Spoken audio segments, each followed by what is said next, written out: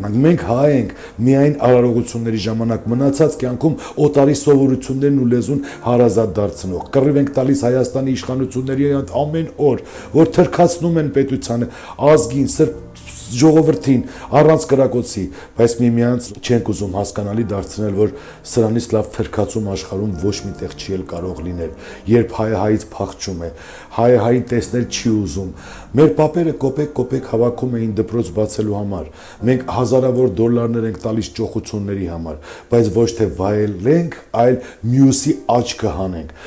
Նրանք թերթ էին տպում ձեռքով, հավաքած տառերով, որ համախմբեն։ Մենք թերթ չենք ուզում, այ աղբեր ջան, մենք հենա մեր լեզվով կոնկրետ լավ էլ թերթ ենք։ Եթե պետք է մեկին խայտարակենք կամ պախարակենք, կխոսենք էլ ինչ թերթն ինչ ենք անում։ Նրանք իրար հետ վիճում էին գործի ժամանակ, բայց միասին էին։ Մենք իրար տեսնել ընդհանրապես չենք ուզում, զզվում ենք, նախանձում ենք ու կեղծ ժպտում ենք։